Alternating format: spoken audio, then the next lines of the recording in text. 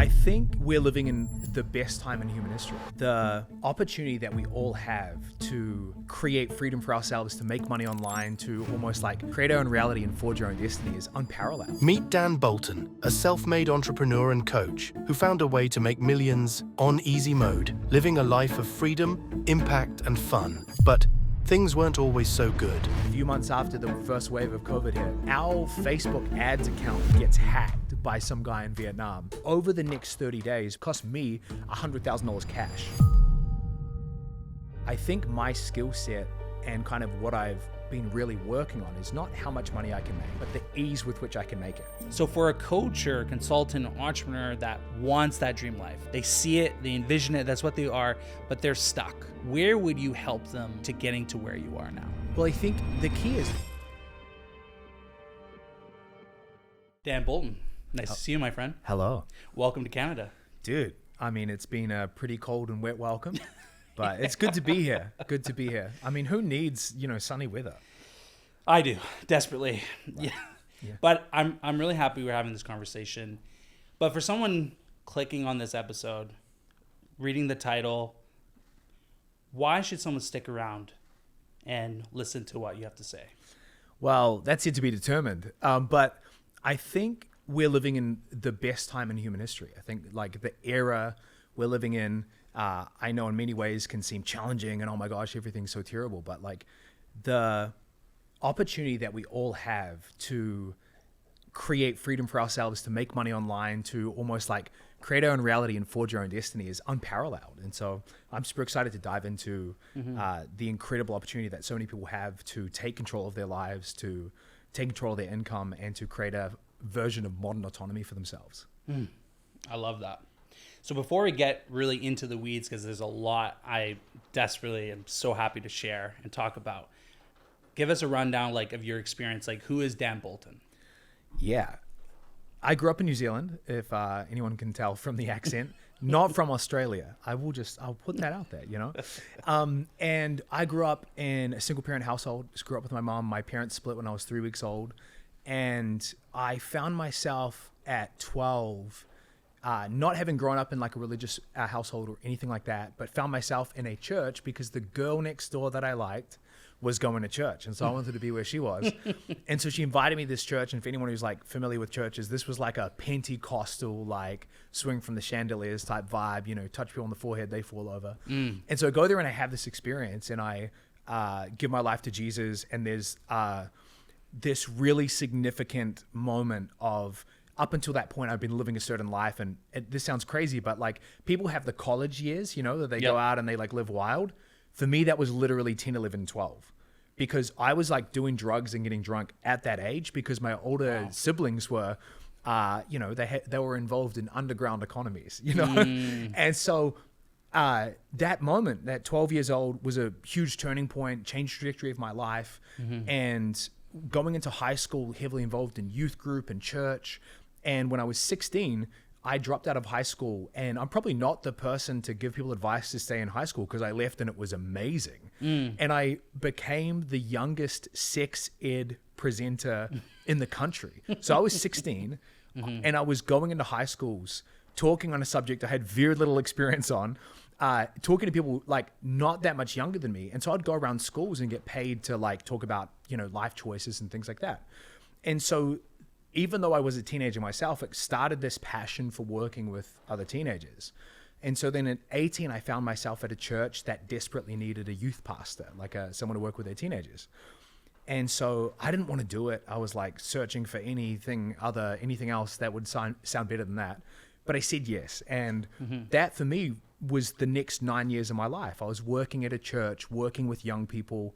And I thought that I was going to do that for the rest of my life. Literally, the way churches work is kind of like businesses where you start in certain roles and then you work your way up. Yep. And when I started with the church, there were no teenagers to look after. I was going to have to find them to start the youth group. And then by the time I'd finished, the church was thousands of people and it had grown so much. And so naturally we thought we were going to move from working with teenagers to young adults to planning our own church and da-da-da.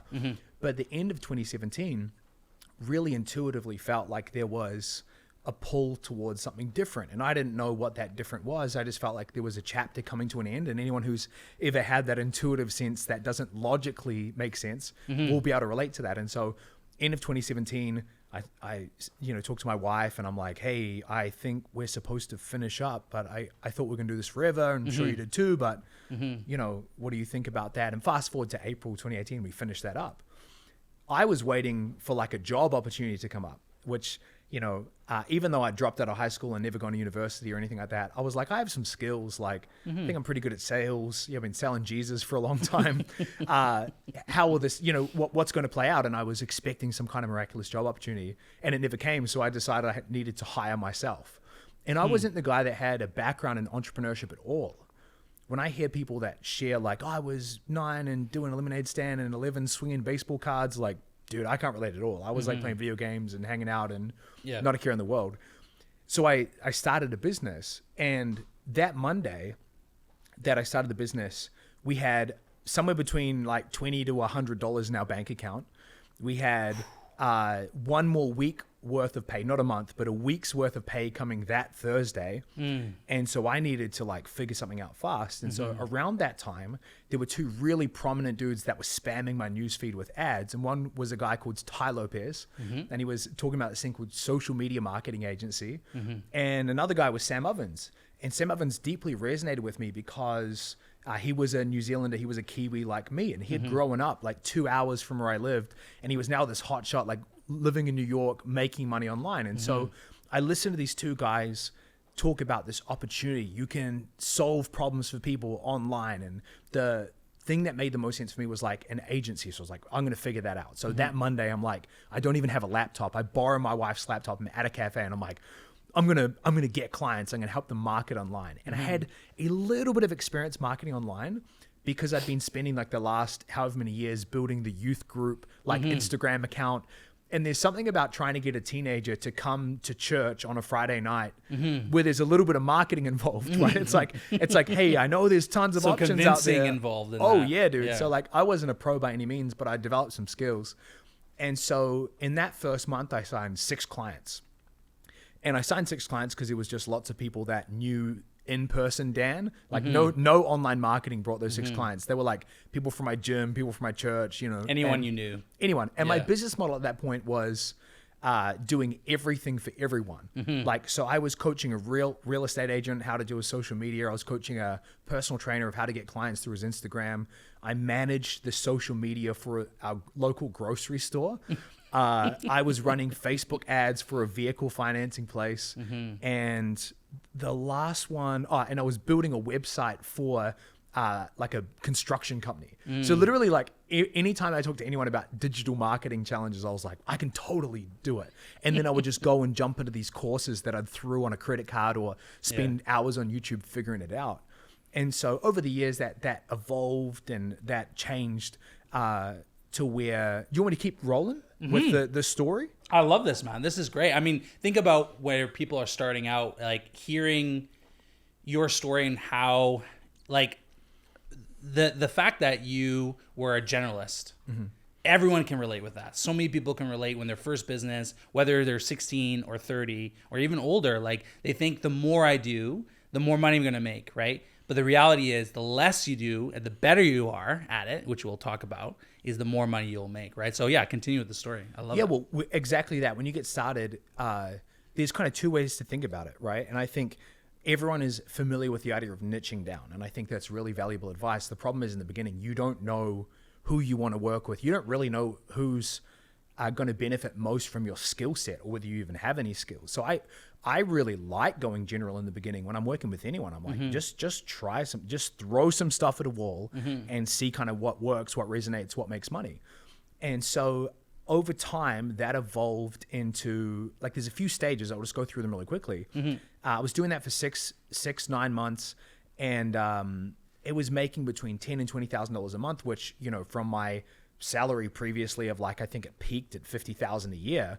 That was really good money. And I was really public about talking about some of the things I was doing. And so the inevitable guru curve started happening where it's like, hey, can you teach me to do what you do? And so like, I got enough of those requests that I started something called the 6-figure side hustle. And so this was early 2019. I started an online course, 999 or 997, something like that.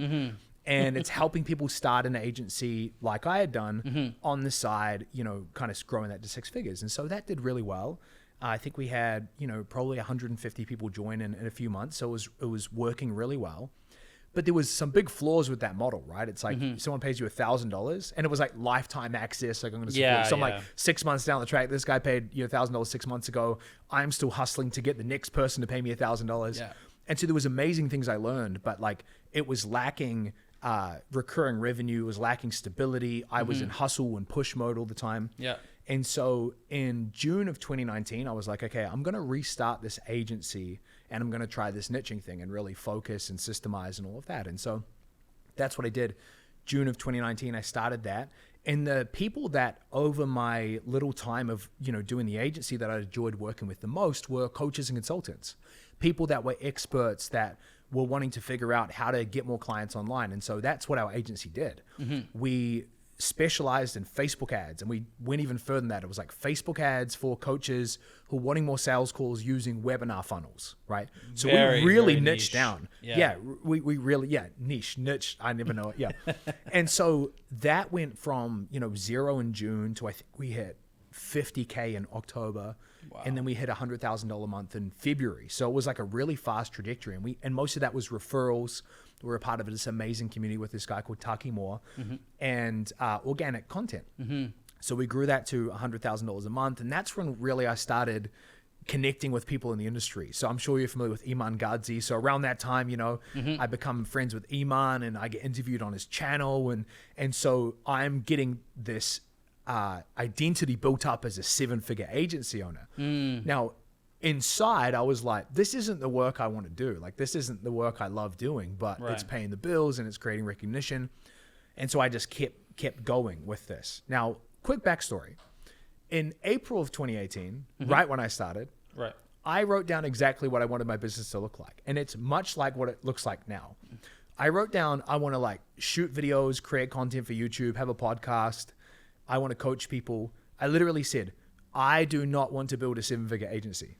I wrote that in 2018. Fast forward like 2 years, I'm running a 7-figure agency and, you know, all my worst nightmares are coming true. I'm like, dude, I'm known for Facebook ads, but I'm getting bored of talking about Facebook ads. And as the universe would have it, COVID hit. Our business grew during that time. And so I was being like further and further bogged down into this work. Well, in June of 2020, right, a few months after the first wave of COVID hit, our Facebook ads account gets hacked by some guy in Vietnam who hacked through a team member's Facebook profile. And so me and my teammate one night are just sitting there having a beer, watching this guy lock us out of every client ad account as he spends tens of thousands of dollars. And the only way you can look back on it now is laugh, because he was promoting ads, like super skimpy like ads to like fake Calvin Klein undies in Vietnam. So we're sitting there having a beer just like, haha, this is hilarious, you know? Yeah. And over the next 30 days between clients we lost, we had to reimburse ad spend. It cost me $100,000 cash. And that was a real big gift, because it really made me consider like, is this the work I want to be doing, or is this something else? Because this is hard, and either it's worth going through the hard and the risk of maybe this happens again. But this was the moment where I had to go back to that note I wrote on my phone where I was like, this is what I want to do. I want to coach. I want to do this. And so in July, we launched basically a program for people that couldn't afford our agency services. And we taught them what we knew. And then that evolved beyond ads, and then we're teaching organic, and that became like a full-fledged coaching program. So we were running these two things in tandem for a while. Agency, coaching program, you know, like but agency was the cash cow, kind of keeping everything afloat. Coaching was the passion. And over the next 16 months, we grew that coaching business from 0 to, I think we hit a 347,000 cash month 16 months later. And that was in 2021. And I had created a better version of business, but I was still out of alignment with what I really wanted. Because when I wrote that first note in 2018, it was like, I'm going to spend my time creating, coaching, basically like flexibility and freedom. Right. What I created in 2021 was like, it was a coaching business, but I was working crazy hours. We had a team of 13 people. We had, I think it was 150 clients. It was intense, man. And it culminated on one particular day where, like, up until that point, that year I'd worked with Alex Hormozi one-to-one. I met Sam Ovens, like, which was a full circle moment for me. And I got multiple awards and getting recognition. So it was that same reinforcement of like, nothing, it doesn't feel good on the inside, but on the outside, like everyone's saying like, good job, Dan. But I had this day where I'm on so many calls back to back to back to back that I'm on a Zoom call. And without the attendees on the Zoom call, like noticing and realizing, I have to pee in a bottle underneath the desk. And that was, it could have just been like this is embarrassing and I hope no one finds out. But it was this moment of like, dude, what are you doing? Yeah. Because in the background of the successful business, you know, I bought a beautiful Tesla and I bought a house and, you know, I was starting to travel. I felt so misaligned where I was like spending time managing people and it was constantly like push. It was this evaluation of like, dude, am I on the right path? And I didn't know what I wanted at that stage really clearly. All I knew was what I didn't want, right? So end of 2021 comes around. I let go of a bunch of the team. I go from a team of 13 down to a team of 4. We turn off marketing and sales for like 8 months, literally no new clients. And I start working 8 to 12 hours a week because I'm like, I don't know what I want. I just know what I don't want. So I basically put myself in like an eat, pray, love journey. So I went to LA, went to Mexico, went to London, went to Paris. I think we did 11 countries in 2022. And something really annoying and fascinating happened. In 2021, we did 2 million cash with a team of 13. In 2022, we did 2 million cash with a team of 4. And I was like, man, something feels odd. Like I'm like, the less I'm working, the more I'm simplifying business, I'm making the same amount of money, I'm increasing my profit margins and life is getting better. Circle to end of 2022, and I'm about to land the plane on the story. I let go of all the remaining team members. I basically killed the existing program because at that point we were offering guarantees and there was still so much complexity in it. And I had these weird clients, amazing clients that had been paying me just for my time. And one day, one of my coaches sees this invoice come in and it's $20,000 for 8 hours of work. And he's like, what's this? And I'm like, oh, there's this company that pays me, you know, $2,500 an hour to coach their people. And yeah. And he's like, right. So why don't you just do more of that? And it was like one of those conversations that I could have just brushed past, but I was like, yeah. So like at this point I was selling a program that had none of me. Like we had coaches and support team and then here was this person on the other side that was just like paying me for me. Yeah. So I was like, what if I just built my business and just got rid of everyone and just made it about me? And for content, like at that point we'd had setters and closers, but I was like, what if I just create content and just try and help people? And then for coaching, instead of having a fancy program, why don't I just give them access to me and give them access in a group environment or one-to-one environment? And that's exactly what I did. And so in the start of 2023, I let everyone go except me and a VA. I'll never forget that day because I was like, I only have to keep me and one person alive. This is amazing, you know? Yeah. And that kind of is, you know, fast forward the last like 21 months. That's basically been the business is I've really been pioneering, at least for myself, this model I call like the value creator way, which is like, how do you build a business around your skill set, your specialization, where people pay for proximity to you? So rather than having to offer something with all the bells and whistles where like, you know, you think about this for a second, it's like someone comes through a funnel and you're the person doing the video and you're like, I can change your life, whatever it might be. They jump on a sales call with, you know, Jack, and Jack's like, yeah, we can change your life. Like you're going to join this program and, you know, it's this much money and you get to work with Sarah. And everyone's like, who's Sarah? It's like, Sarah's the amazing coach, right? And there's who I've never met. I know. And there's all this friction. And so everything got simpler for me around, I was like, I'm the business, like I'm the product and I'm productizing myself. And so the last 21 months has been really interesting because I have found a lot of people that are the version of 2021 Dan. maybe they don't have the team of 13. Maybe they're all getting started, but they can see that that's like the model that is given by most people. The hustle, the grind, the do whatever it takes, stopping at nothing short of drinking the blood of your enemies, right? And I've kind of carved out this little space for me where I'm really good at working with people who put their life first and build their business around their life, not their life around their business. And so that's kind of the journey of how I got there and kind of what I'm most focused on and what I'm kind of known for these days. Dude, it's incredible to hear your story, because I think especially nowadays, so many people are reevaluating like what success means.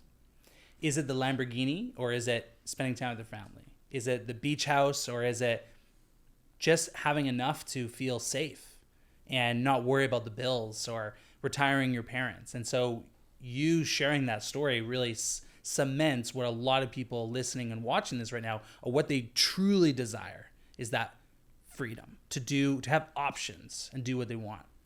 So how many clients do you have right now? Between our lowest tiers and our highest tiers is about 170.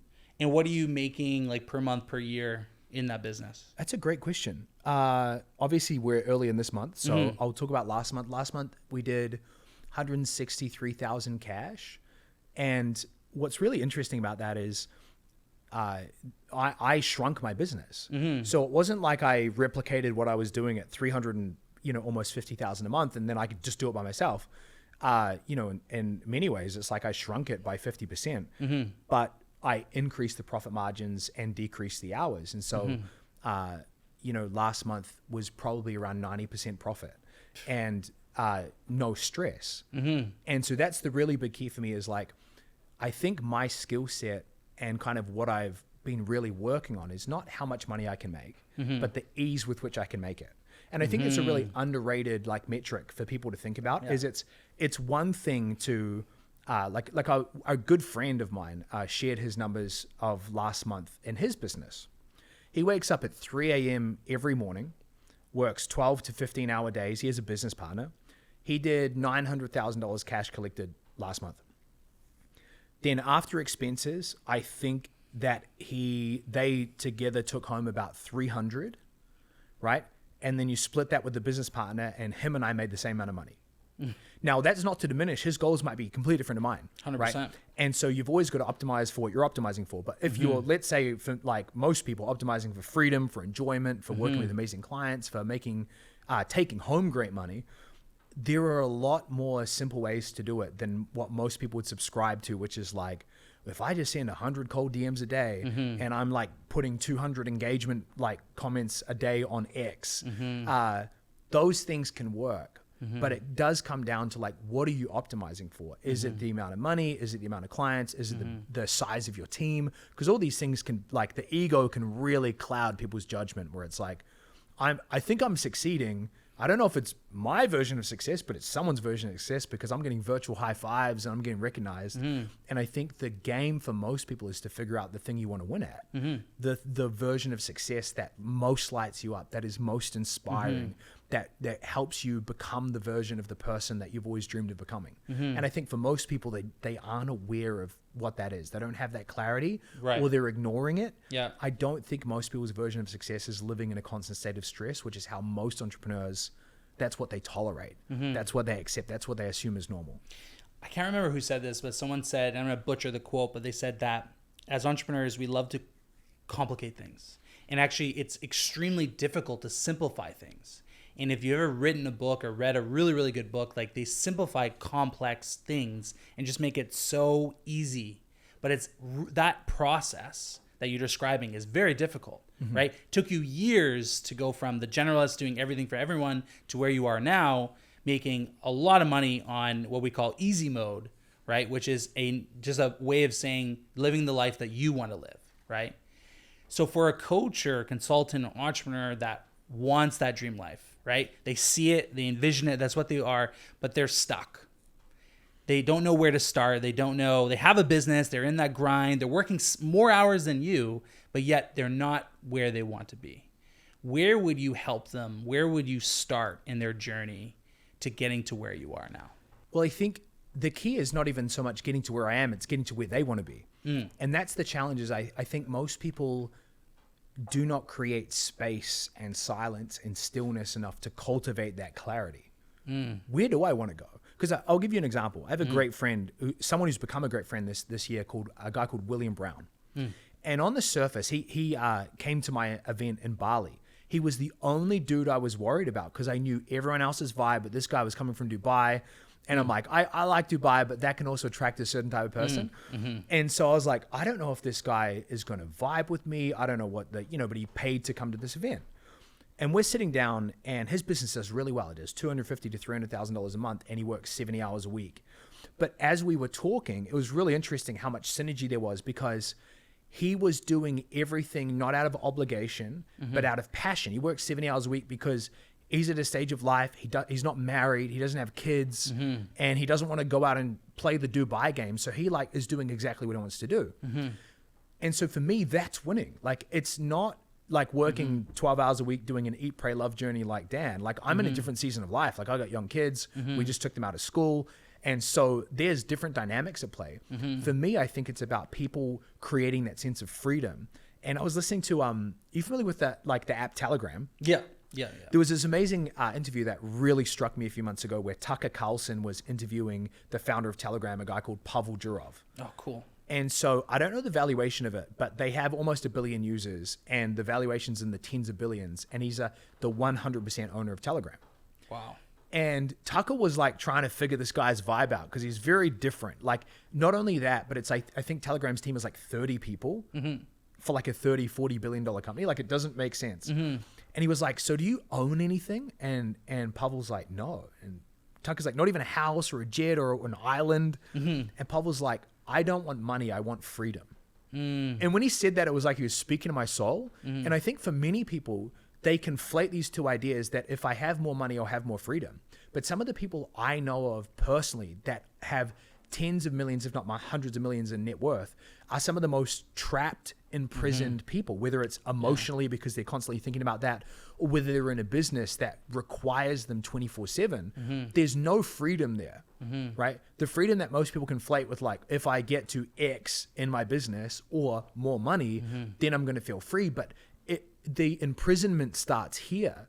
Right. It's getting clear on today, what does our version of success look like? What does freedom look like? And so for everyone that's different. Every season of life is different, stage of life.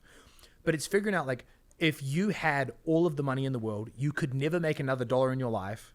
What would you be giving your time to now? And that's such a trite, like simple exercise, but that will help you uncover more of your core identity than almost anything else. Like what's the stuff you would do for free that you feel lit up about, that you feel passionate about? That whole idea of the perfect day exercise. If you had to live this day out for the rest of your life on repeat, if you ever deviated from it once, the world would explode. What would that day be? And for most people, getting to their version of success, kind of where I am now, but their version of that, starts with the clarity around what do I not want?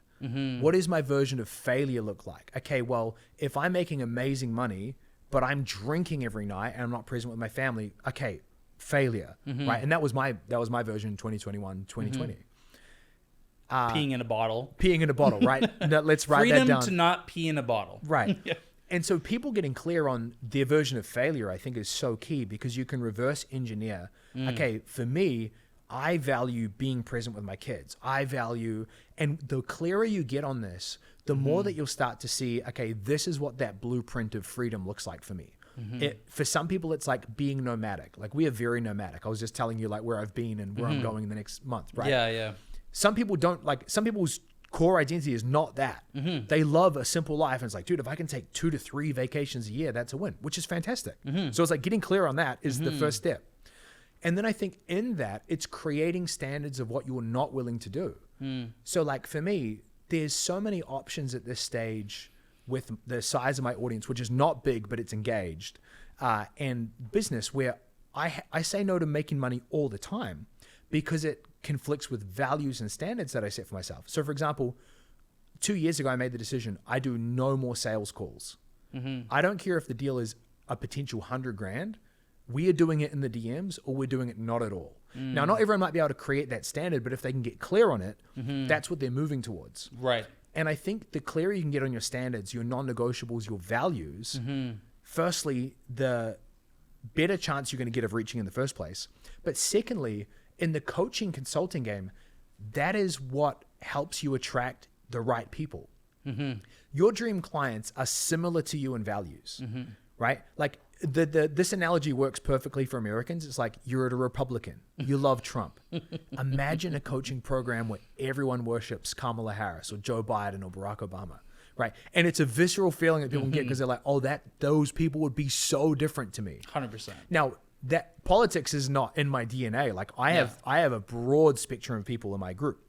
But what I'm saying is your dream clients are not just in a niche that have a problem that you can solve that can pay you. They're people that are fun and enjoyable to work with, the types of people that you would spend your day off with. Until you're clear on your convictions and your values and your standards and you live it out, you will never attract your dream clients because firstly, you won't even know who they are if they came across your path. You wouldn't recognize them. And secondly, they would never recognize you.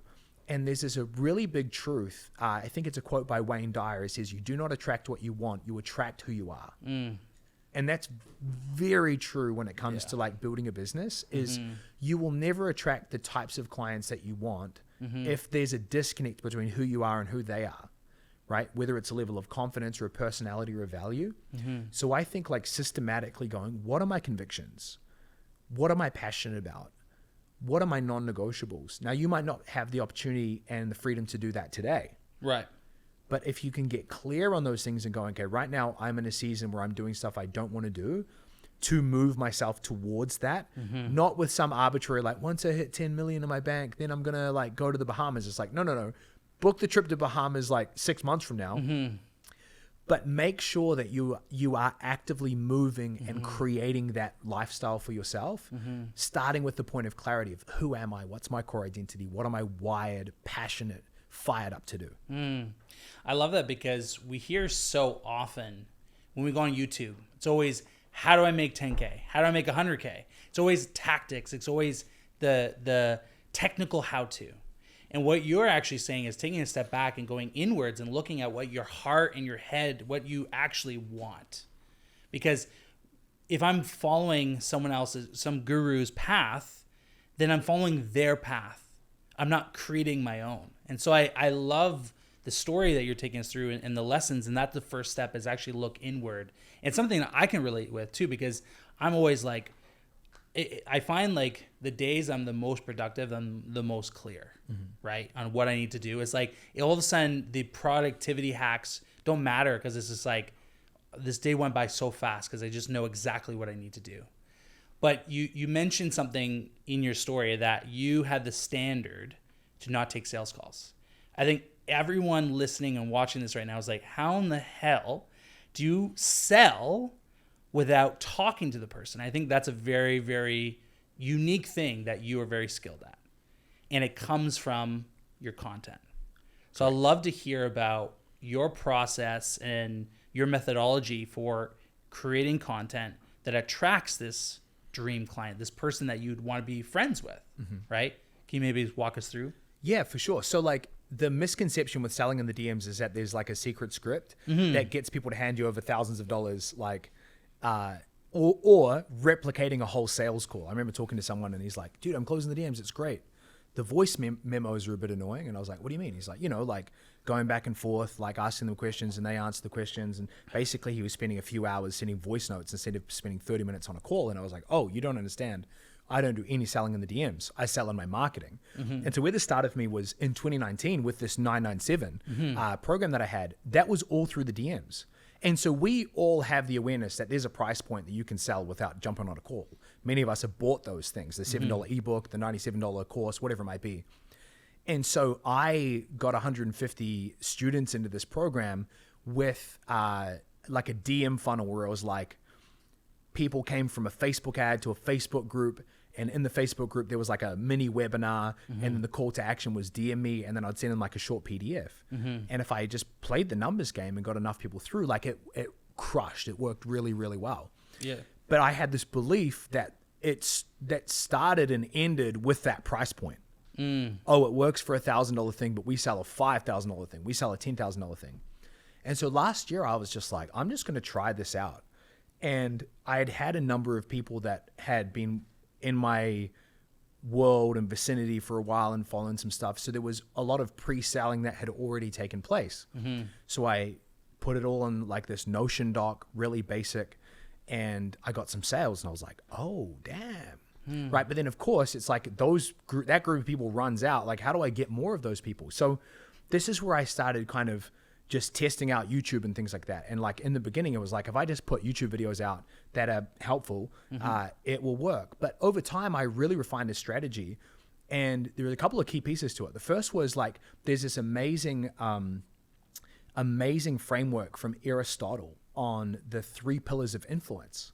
And so Aristotle talks about the three pillars is ethos, pathos, and logos. And so the first part of this is ethos, is that people have to trust the messenger. Forget the message.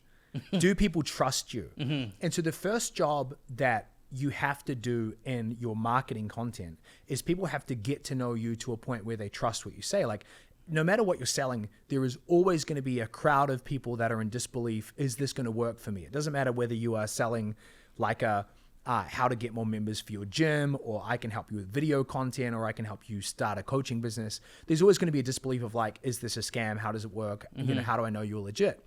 And so ethos is such a key piece where like people need to identify key parts of their story that they continually intertwine in all of their content. It's not just one piece of content. They'll talk about that in a second. It is throughout, whether you're focused on Instagram, YouTube, email, X. It's sharing enough of your personality. And one of my original mentors and really good friends, Taki Moore, he says, people don't buy coaching, they buy coaches. And when you understand that, you go, oh, I need to let myself be authentic. I need to really create a connection between who I am offline, the person that if someone sat down with me for a coffee, they would experience, and how do I bring that person online? This isn't the mirage of who we are. This is like the real authentic us. And this doesn't mean we turn our content into a journal, right? Where we're like, I'm struggling with this today and I just had this for lunch. But it's about like your core convictions, your personality, your values, your hobbies. Are you married? Are you not married? Do you have kids? Like The things that connect us. Absolutely. Yeah. And the easiest way to understand this is just think about the people that you most admire, the people's content who you consume. Like think about a Joe Rogan. Like Joe Rogan doesn't make sense in so many different ways. Biggest podcast in the world, crazy long podcasts, MMA fighter, UFC host, Fear Factor host. Yeah. Like what's his niche? Exactly.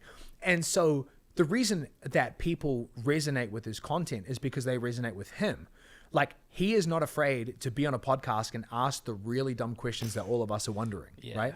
And so he lets him, like you never listen to a Joe Rogan episode and go, man, this guy is fake. Like he is 100% himself. So point number one, in all of your content, you need to be bringing that out. Core stories, personality, and not trying to be anyone you're not, right? You want to move away from being an echo, which is the version of yourself that's just trying to be like your 10 favorite influencers, and really develop that voice, really develop that sense of uniqueness and authenticity. The second thing is pathos. And in this context, like how I talk about that is we all have a unique edge or a unique kind of mechanism that we're trying to teach. And so, you know, a huge one these days is like school memberships, right? When I first got started, it was like we had this unique way of doing Facebook ads. And so the first question that people ask in your content, and if they're thinking about working with you, is like, can I trust this person? The second thing is like, how do I know this would work for me? Right? So you have a mechanism. You're like, we taught Facebook groups for years. So we realized if someone jumped on a sales call and they were still trying to figure out if a Facebook group was for them, that call was going to be long and hard and result in like multiple follow-ups and a lot of like, let me think about it, because that person's not sold on what we teach. That person's not sold on the mechanism, the method, the model. And so pathos is really about people understanding how this is a new opportunity. Russell Brunson talks about in Expert Secrets, like you're a charismatic leader, it's ethos, with a new opportunity. So you go, this is the old way. The old way is this. This is all the frustrations you're probably feeling. But this is the new way. So if you think about like nutrition, no one wants to be told they need to eat less and move more, right? That's the old way. Now you don't reinvent the wheel, but like when people talk about their new way, like there's guys like Gary Brecker, I'm I'm trying to think of the health space. There's so many different people, right? Yeah. They're Tons. always packaging like a new way to think about it. Like, did you New know way that? to lose weight. Yeah. It's not that you're eating too many calories. It's that your metabolism is damaged. And so if we get to the root and we fix your metabolism, you fix your hormones. And if you fix your hormones, you fix your thyroid. And if you fix your thyroid, your body will deal differently with sugars and fats and carbs and things like that. And you will lose weight more effortlessly. Interesting. So now people need to understand how that works and how that would work for them. And how that will deal with the fact that they've tried everything and it hasn't worked. And now can get great results. And then the last part is logos. So how does this work? If we were going to work together, like how does this thing work? So what my focus is in my content is ethos and pathos. It's me and it's what I teach. And what I teach is, I call it the value creator way, right? And then a year from now, 2 years from now, that might evolve because I might learn different things and integrate different parts of the mechanism. Yeah. And so the simple way to understand it is strong marketing equals easy sales. And that's when you can sell in the DMs. Weak marketing equals hard sales. That's where you're in the DMs and you're like, please buy from me. And you're getting ghosted and you're following people up. And like, I think in the last 18 months, I've closed probably 250 people through the DMs or through like a basic sales page or through a Notion doc with no sales calls, never dealing with objections ever, because I focus specifically on the strength of my marketing. It's so crazy you say that, because before I started my agency, in my past life, I always say I was a sales rep, as an account executive, and I worked for a big software company called SAP. And oftentimes a sales cycle would be like 3 months, 6 months, even a year. And it was always because of this thing that you're talking about, that strong marketing equals easy sales, weak marketing equals harder sales. I spent a year to sell one thing to one company, when if they just actually had better marketing, that sales process, and high ticket software, like big complex software ERP systems. And so I really, really resonate with that message. And so if I want to now, I understand the ethos, I have to understand the pathos, I have to talk about who I am, share more of my values, I talk about the unique mechanism, the new opportunity. Like, now you create content in a very unique way. It's not fancy bells and whistles. Like right now we're in a studio, which is pretty epic, but your day-to-day content is like iPhone, MacBook, webcam. So walk us through, like, a lot of people believe that they need this in order to sell. They need this level when this is not necessarily needed, but it's a nice to have. But walk us through how you are creating content through your day-to-day and bringing these people and showing who you are, showing your unique mechanism, and walk us through that process. Yeah, so I'll preface this by saying this is what works for me. And I think the key is that everything works, right? There are people that do have heavily edited videos and they're on 27 platforms and they've got the team and they're making money. And so like, I could never say like, this is the right way, but this is what works for me. So when I started really taking content seriously, it was in 2022. So before that, the most I ever did in content was like, I would post on my Facebook profile, really haphazardly. I would have a Facebook group of like 6,000 people, and so do regular trainings in there. But content was like it was bare minimum effort. It was like, what do I have to do this week to generate leads for my appointment setters to send messages? And because of that, weak marketing equals hard sales. So it was like, we had appointment setters like sending messages all day and salespeople doing 1, 2, 3 call closes. And so at the end of 2022, I was like, I really want to go back to the note I wrote in 2018. And I was like, I just want to create content for the fun of creating content. And so I did what most people assume to do. I was like, I'm in a studio, had got an editor. And so I had a video editor based out of the Ukraine, and he was good. And then I was like, I'm gonna take it to the next level. And I got a content manager that then managed the editor. And I started building out this team to the point where at some point I was paying like $21,000 a month to like, I'm getting reels and thumbnails. And it got to a point where like someone messaged me and they said, oh, you've stopped posting on YouTube. And I realized I hadn't posted in 2 months because I had 20 videos that I hadn't reviewed from the team. And I looked at like the content review channel. And every time I looked at that, I just like got like, I just didn't want to do it. There was so much resistance. I would like look at the video and I was like, oh, I liked the video that I shot, but now that you've added like animations and text and like this is misspelled and this doesn't represent and this video title sucks, we would be in this loop of like reviewing. And I was like, this is crazy. And so one day I was just sitting there and I was like, what would be the easiest version of this for me? And I was like, it would be, I shoot a video on my phone. I come up with the title then, or typically I come up with the title before I even shoot the video. And then I hit upload in that moment. And I upload it to one platform. And I'm not trying to be omnipresent, and like, that's what I'm going to do. And so I've been doing that for probably about a year, and it's worked really well. And again, it's not to say that there's a secret hack. Like, I think people think in terms of like secret, like magic pills, like, oh, what's trending right now is no thumbnail. But you can still find like the biggest, YouTubers in the space, they do thumbnails and they do editing, like everything works. Yeah. But for me, I realized I just no longer wanted to build my business around any level of obligation. I don't want to do this because I think I have to. I only want to do things that feel fun, that feel frictionless, and that feel like a sense of ease to it. And so in the last year, I've been like, okay, I went from posting on X and YouTube Shorts, and I'm like, okay, I'm just going to do Instagram, and I'm going to post when I feel like it, which is sometimes 5 times in a week and sometimes nothing for 2 weeks. And then I'm going to post on YouTube when I feel like it about stuff that I feel like posting. And one of the things that I think I've really realized is, I have this idea of becoming energetically attractive. One of the things that happened for me at the start of last year was I really consciously made a decision of like, I'm no longer going to live from the energy of I need people to say yes to working with me, or for current clients, I need them to stay. I'm just going to release everybody. And that was both a one-time decision and like I've got work to do. Like every time you thought someone was going to sign up and they didn't, you have the emotional reaction. But I'm like, I need to detach from this. And so when I used to create content, it was like, I need to generate leads, right? I'm doing this to make money.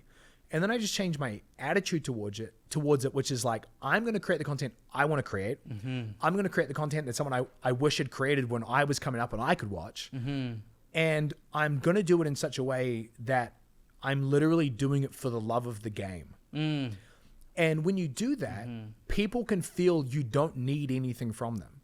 So like whether that video makes money or doesn't make money, not even that I track that, but I was like, I just don't care. Like I trust that if I simply try to help people and I serve them, and there is still a funnel, right? There's still like the next step to take in Dan's world. There's an ebook that leads to like a mini webinar, and then there's a clear call to action to send me a DM. So it's not like I don't have strategy, but I don't have desperate energy anymore. And the irony was when I made that decision, getting clients became way easier because I didn't need them anymore. So when I was in the DMs with someone, I was like, I don't need you to sign up. And so they're like, why should I pick you over XYZ? And I'm like, I don't know. You should just trust your gut.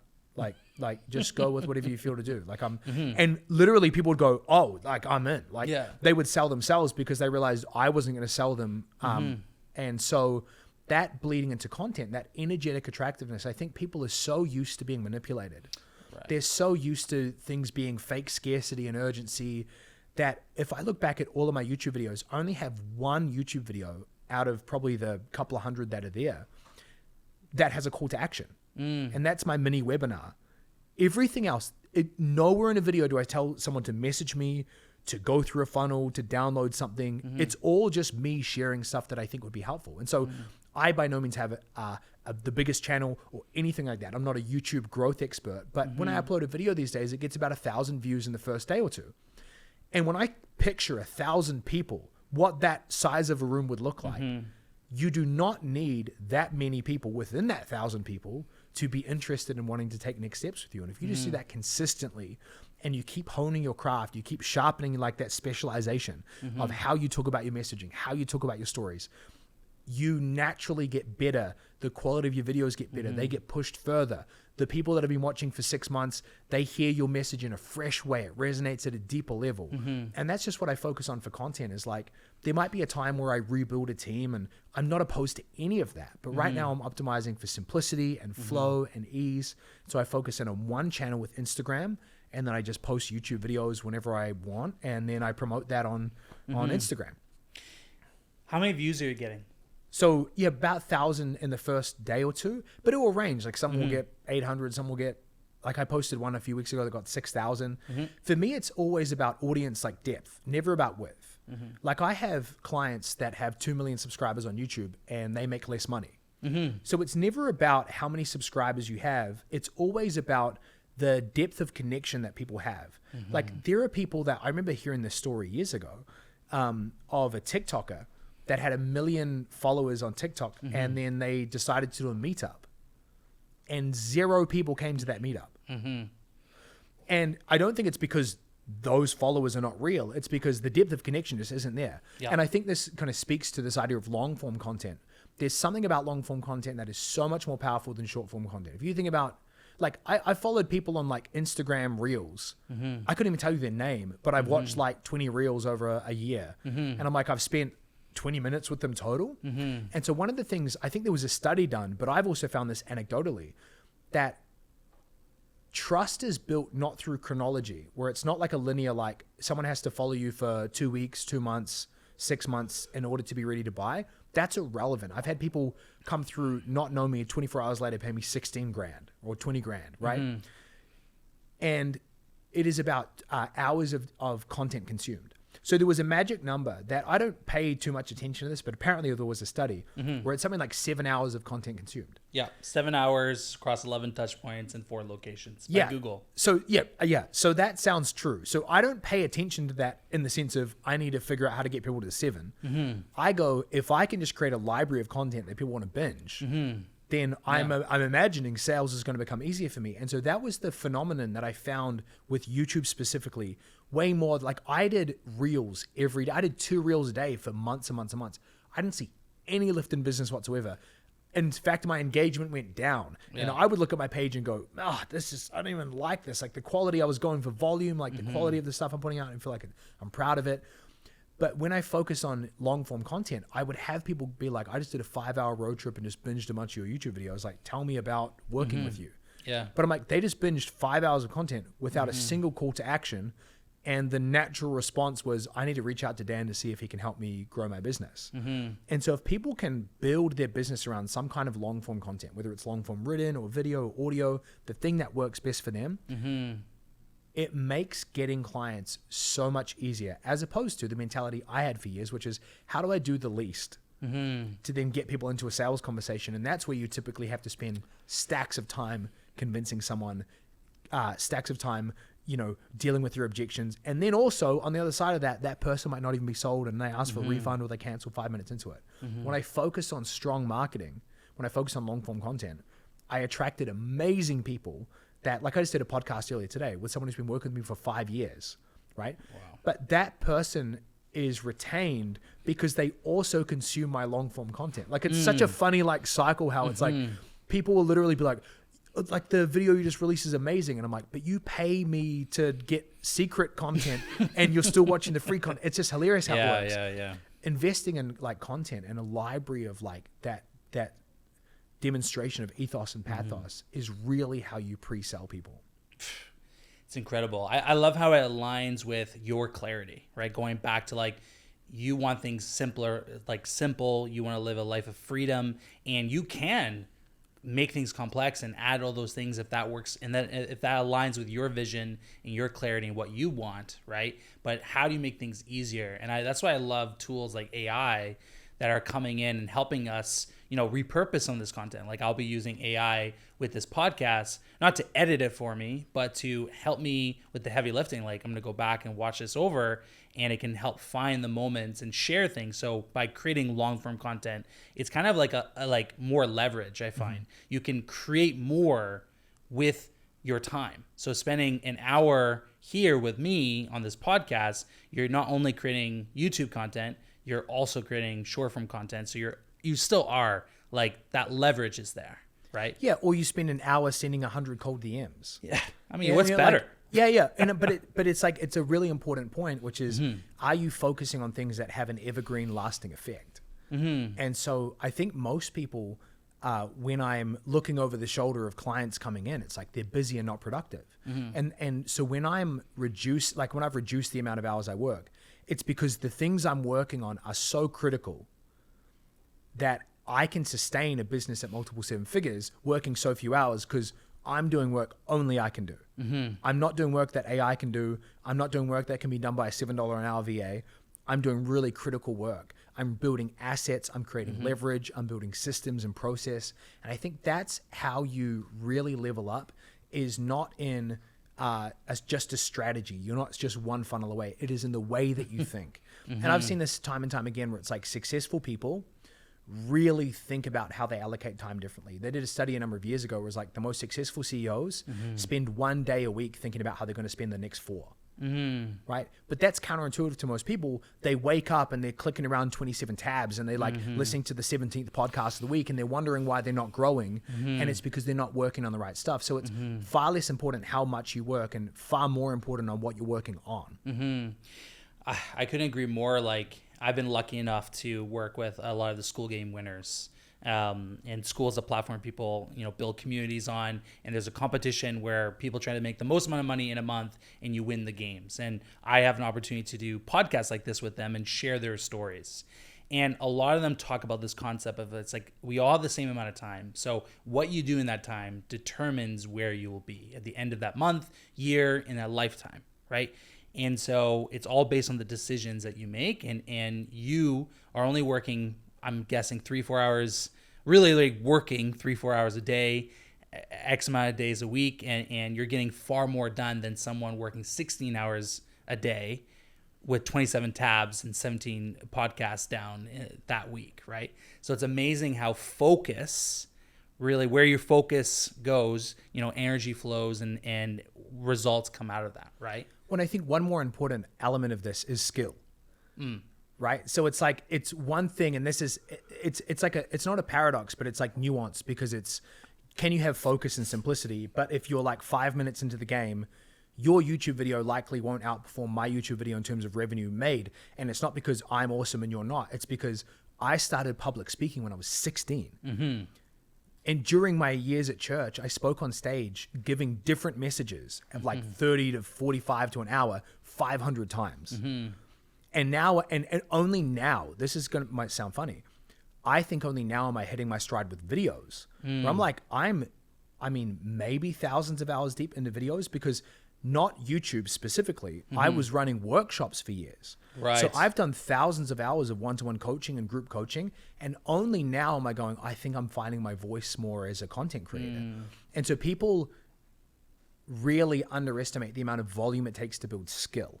But the key is not in just a bunch of random haphazard work and like, let's hustle a phase for fun. It's that idea of like, if you created 2 YouTube videos a week for the next year, the 100th YouTube video is going to be exponentially better than the first. So it's not about like just working a ton, or it's not about just going, I'm just going to simplify and focus in on this one particular thing. It's, are you actually intentionally honing your craft? Are you figuring out, okay, this video I just rewatched to myself is so painful because every third word I said and ah and and ah. And I remember that was my first time on stage. I was like, I said like 27 times. I need to like, honing that is the variable, because if I spend an hour on content and someone who's brand new spends an hour on content, that is not an equal result. For the sure. input does not equal the output. But it's important that you're focused on the skill building activities and the revenue generating activities to begin with. So it starts with focus. It starts with standards. It starts with like ruthless elimination of everything that doesn't matter. And then it's the intentional honing of the skills that produces outsized returns. You're so right. I mean, I think about my first video. It's laughable. And the videos that I produce now 6 years later. So it's like, people underestimate, like you said, how much volume it takes to really become a master. Yeah, right? But it's like it's not that it's not volume, because I know I said that as well, but it's like intentional volume, because like one of the biggest crazy phenomenons is like, you can walk into a church, find any, and I'm referencing a church because that was my background. Walk into any church around here, you will find a pastor who has been at that church delivering Sunday messages for 30 years. And you will be falling asleep in the first 5 minutes. So like, many people have such a low standard of what good enough is that it is the intentional honing of the skill of like re-listening. Like all of the first few 100 messages I did, I would re-listen to them. Now, I don't do that very much anymore, but there will be times where I'll shoot a video and go, it was 27 minutes, it could have been 19, right? So I'll reshoot the same video. Now, I'm not saying I do that a lot, but the intentional honing of like, am I getting better at my craft? Not just doing more, right? I've met coaches that have coached way more people than me and still suck at coaching because they're not intentionally getting better. Yeah. So it is the volume plus intentional skill building that's really the variable that determines what kind of results you get from the work you're doing. Well, it's like, in any documentary with Michael Jordan or football players, they always review the tape. They always look back at like, hey, you should have zigged when you zagged, right? Or whatever. And it's the criticism, it's the feedback. That's why we want coaches, is to support us and help us and to give us that tough love or to give us that feedback that we may not be able to see, right? So I love that you clarified that. It's so true, right? You don't only just need to do something over and over and over again, but if you're not improving in it, then what's the point, right? So coming back again, do you know how many videos you made on YouTube now? Are you in the... No, I don't, because the shorts skew it. Like, as in if I look at total, it's like there's a bunch there. It would be less than I think, but there's before YouTube, there was like a few hundred in the Facebook group. Right. So there's like hundreds and hundreds that I've made, and then like our curriculum, like I've produced 300 to 400 videos over that time. So I've produced well over 1,000 videos in the last few years. It's only that a small fraction of them are public. Yeah.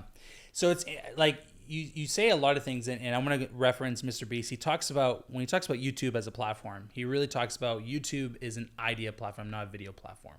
Is that the best ideas win, because it doesn't matter of the production value, it matters of the content value, right? People go like viral off of an iPhone video versus people can have a setup like this and not go viral and get, So I want to know about because YouTube is an idea platform, how do you come up with your content ideas? Like, you're talking about living the essence. You're talking about really knowing your audience really, really well. But I want to get into the mindset of Dan, like, you're like, I'm going to film today, and this is going to film about, how did that idea come about? Did it come from a coaching call? Did it come from, like, do you have a process in mind for ideation? Do you store your ideas? Because people, if we want to win, right, in the sense, right, and get to our destination where we've set clarity around, we have to better our ideas on YouTube. Yeah. Right. So walk us through your process. So I think my process is incredibly simple. I've tried all of the different ways to do it. When ChatGPT came out, I was like, I wonder if this will be good. And every idea that came out, I was like, but then I'd have to talk about this, and I don't want to talk about this, or like just because it's going to go viral. I mean, if it would, it would not be enough for me to want to make that video. So I really give a lot of kudos and cred to like Gary Vee's Document, Don't Create, and when Hormozy talks about like say what only you can say. So all my videos are rooted in reality. It's like I've done this, I did this, I'm doing this. A client asked me this is how I deal with it. It's never like theory, right? And I think that's really important because even when I first started in business, I was still referencing things that I had done. Right? Whether it was like the youth group, marketing strategy, or before I started in business, those months leading up to it, I was helping this real estate agent that eventually became a client for free. So then I had a case study, right? And so it's so important that people root their ideas in some kind of proof or reality. So like I was literally about to shoot it today, but I'll probably shoot it tomorrow, of how I've closed this many clients in the DMs, right?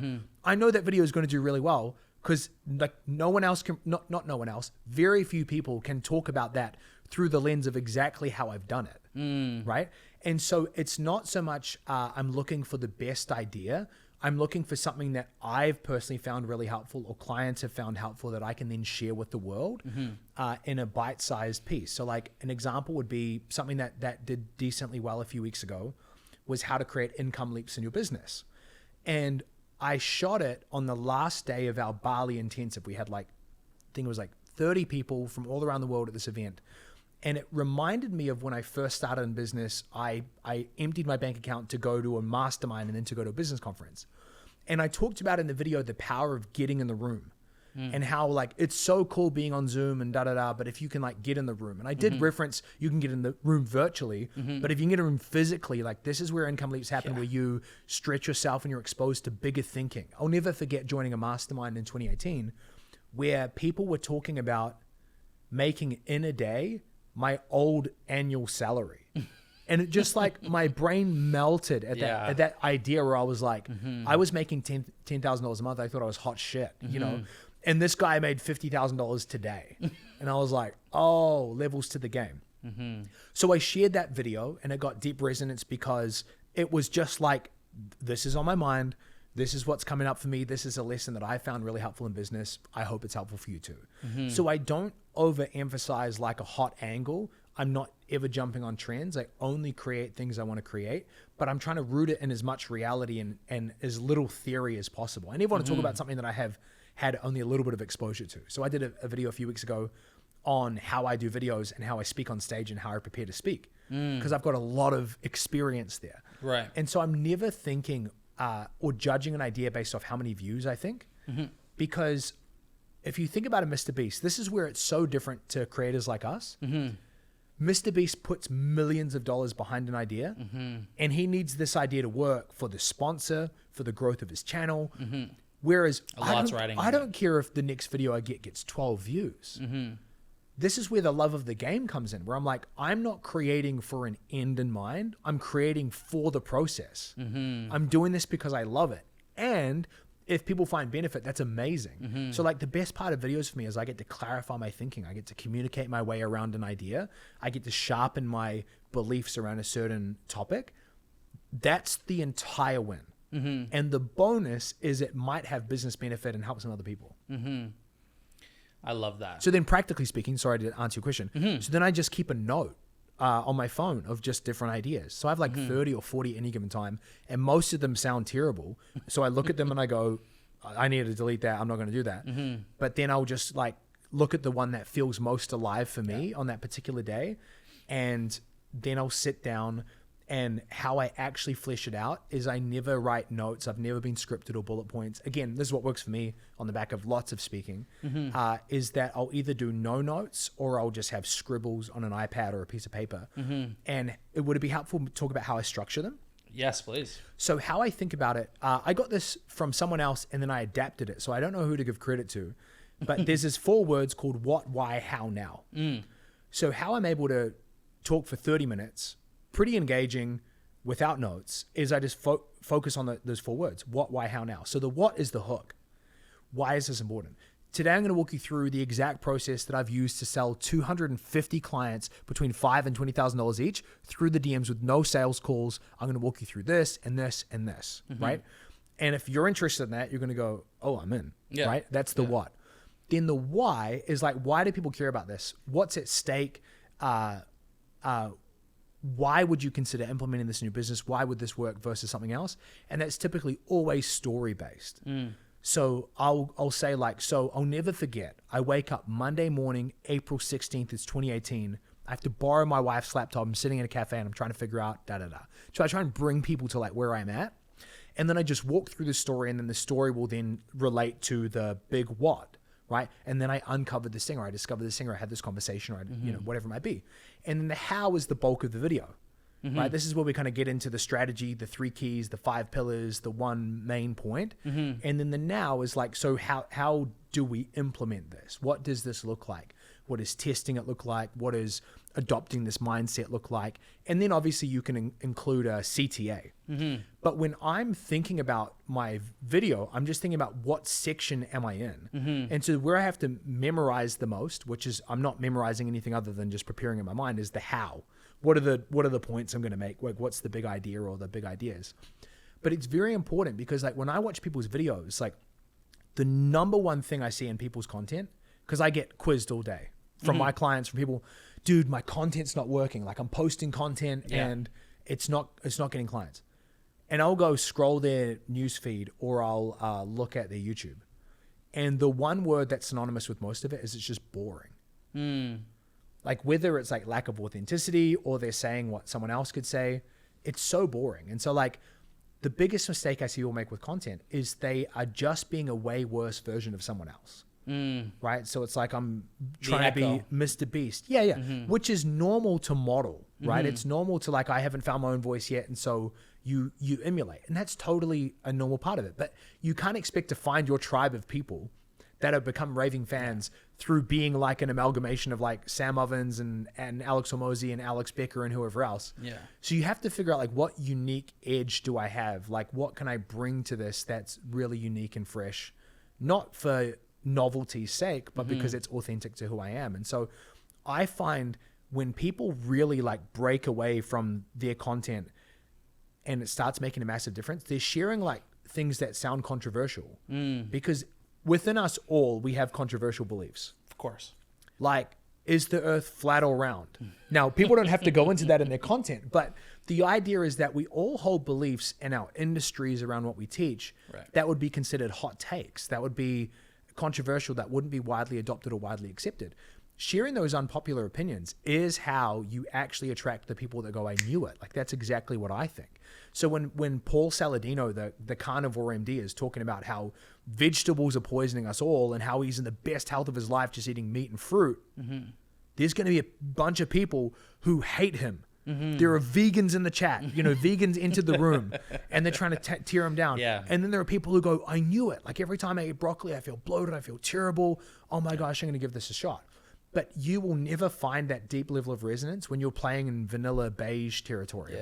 We're just saying all the same stuff. So when it comes to YouTube and long form content, it's like you're just sitting there saying stuff that people have already heard, and you're afraid to be yourself. You're afraid to be seen. You're afraid to share what you really think.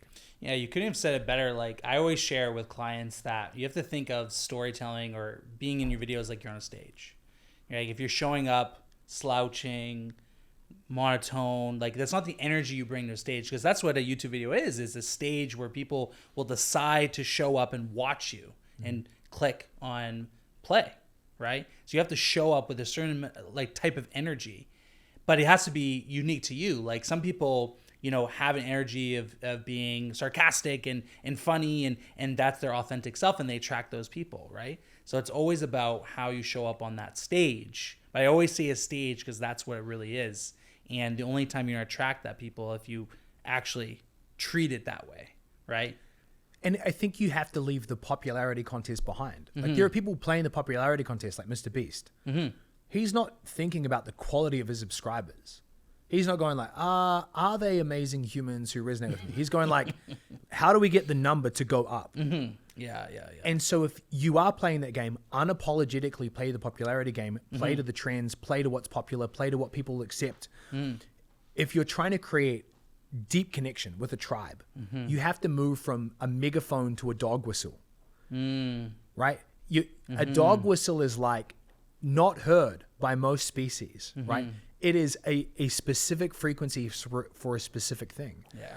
And I think there is so much to be said about letting go of the need to be liked and accepted by everyone. If you are not repelling people, you're not attracting the people that you want. Because you being yourself, you sharing what you believe, you showing up authentically in the way that only you can, will not be for everyone. So Tim Ferriss just has a simple like quote that I've thought about a lot over the years. He's talking about products, and he says, like, don't try and get everyone to like it, just get a few people to love it, and do that over and over again. And I think if we see ourselves as the product, it's not even about trying to get people to love you. It's about understanding that if you are you, you will turn some people off. Just like in romantic relationships. Like, some people can look at Brad Pitt and go, no, I don't know, he's not very attractive. And I'm like, you might be brain dead, right? But there are people, because they have tastes, right?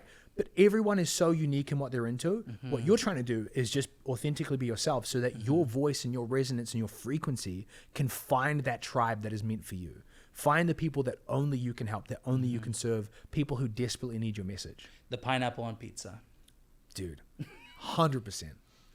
Quickly, which, yes or no? Oh yeah, big time. Okay, good. I grew up with that, so I don't know where it came from, but like, that's a staple in New Zealand. No one thinks twice about pineapple on pizza in New Zealand. My wife hates it. She's Italian, so it's just like against the. Oh yeah, that would be sacrilege.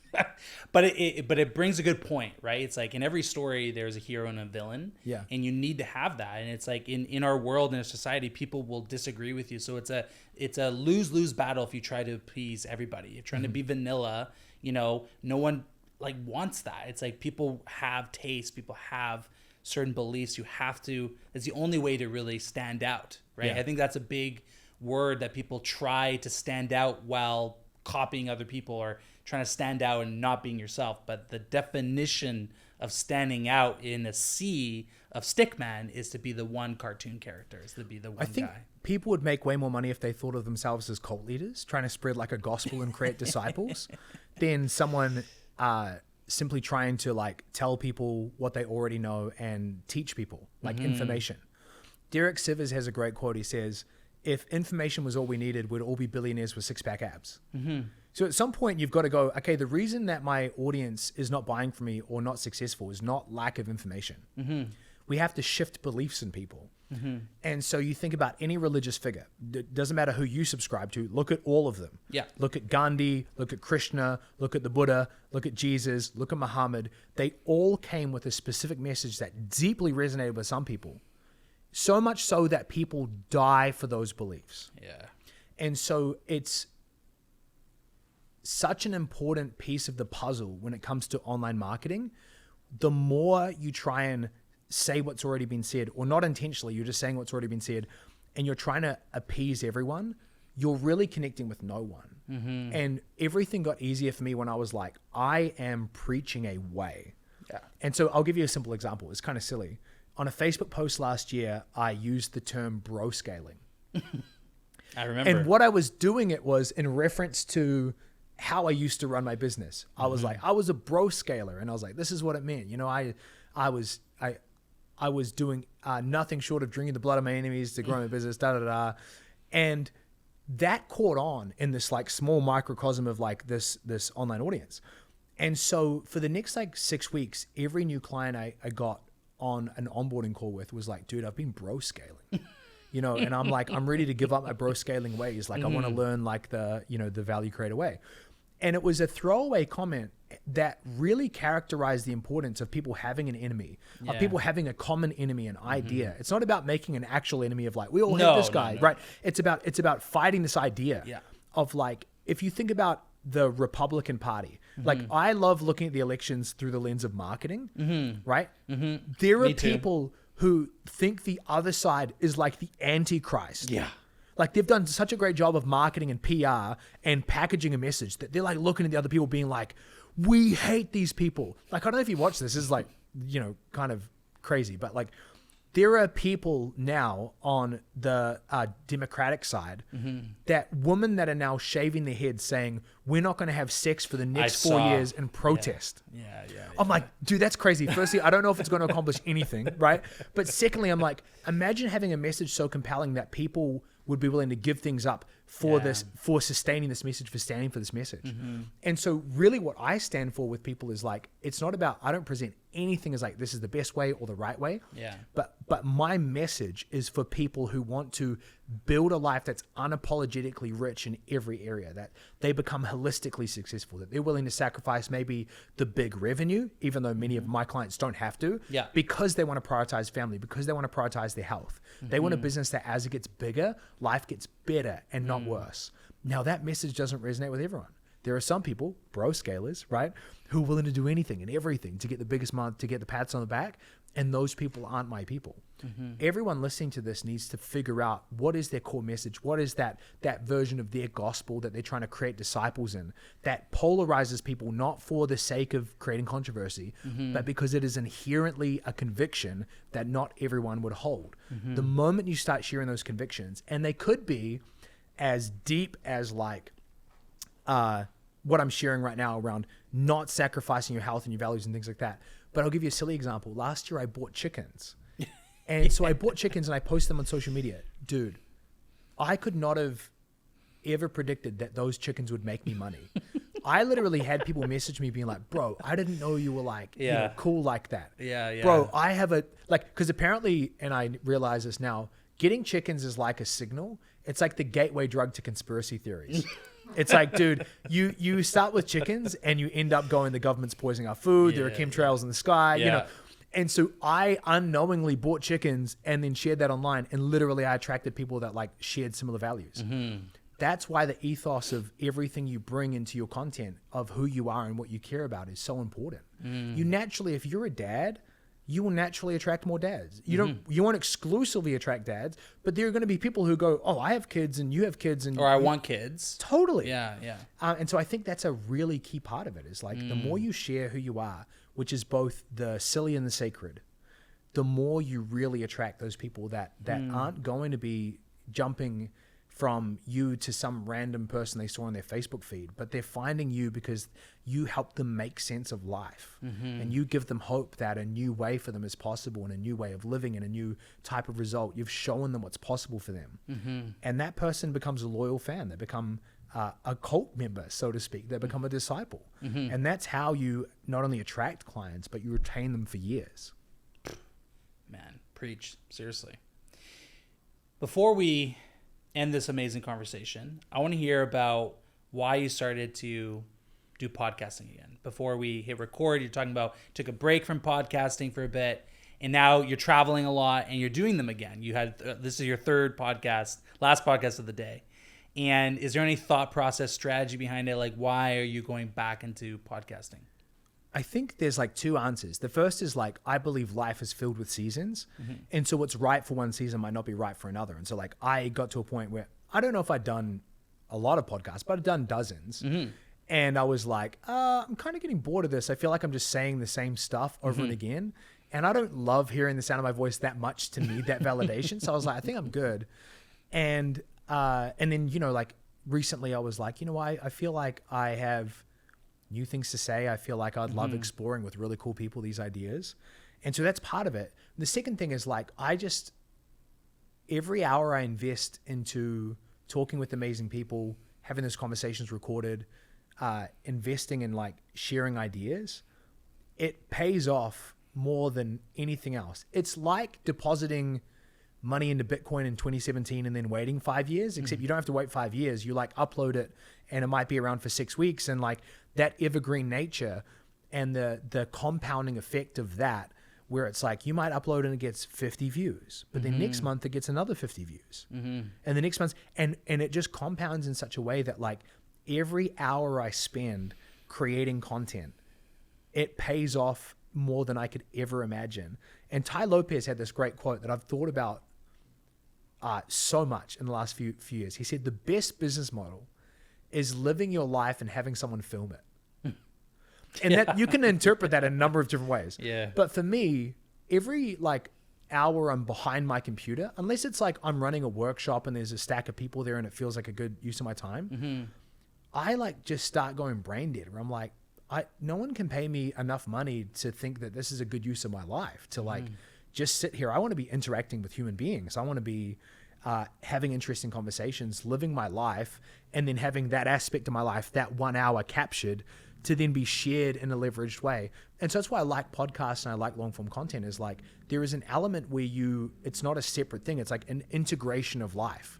Like I've never been to Canada and I'm in Vancouver, and then it just so happened we could make this work. Right. Yeah. And that's what I really love about the serendipity and the power of these connections and conversations, because they outlive you. Like this will literally outlive me. Like the archive of the internet will keep this alive in some way, shape, or form beyond the moment I take my last breath. How many things in our life do we invest in that has that kind of effect? So specific to podcasts, yes, but also just content across the board. Business got way better for me when I saw everything through the lens of art and less through commerce. So when I stopped thinking like a marketer trying to fill leads into a funnel, and I thought more about like everything is expression of art, an expression of my soul.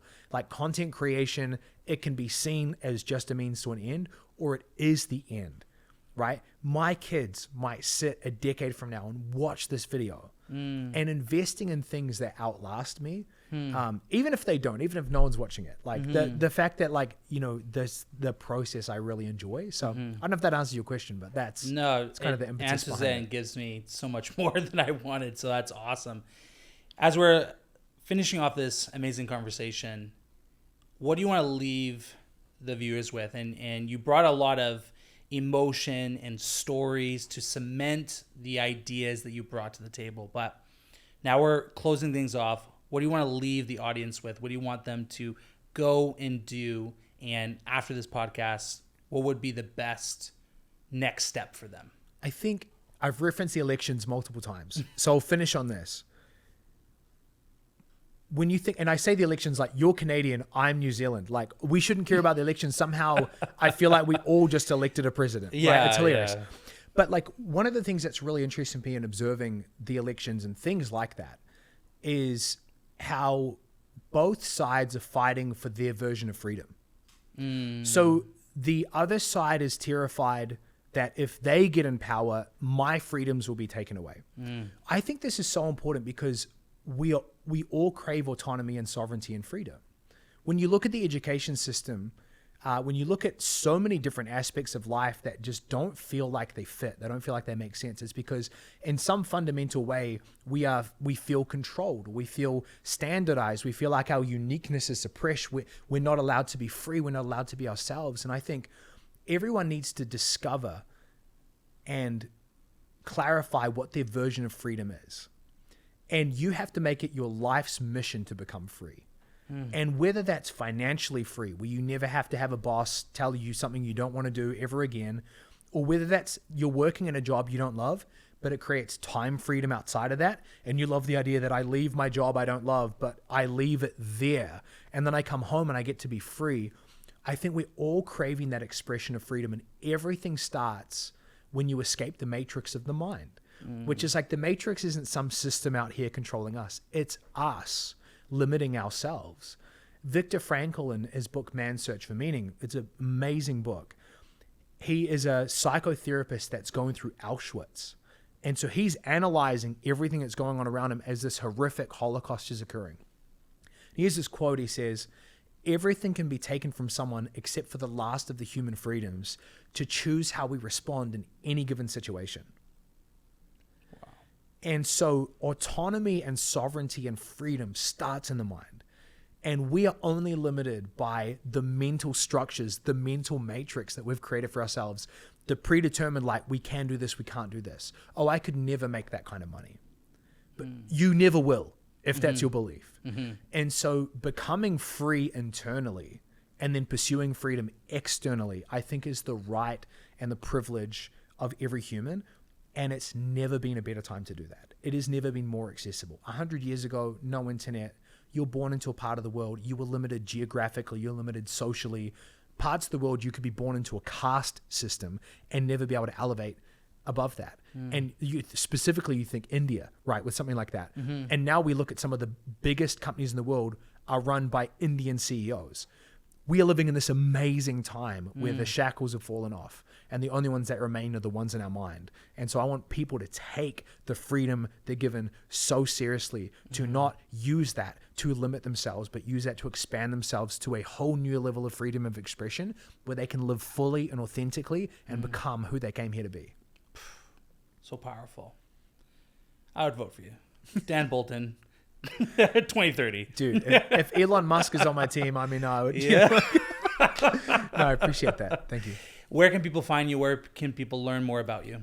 Easiest place is IG, at Bolton, Bolton, and follow, click something, join the journey, say hello. That's the best place.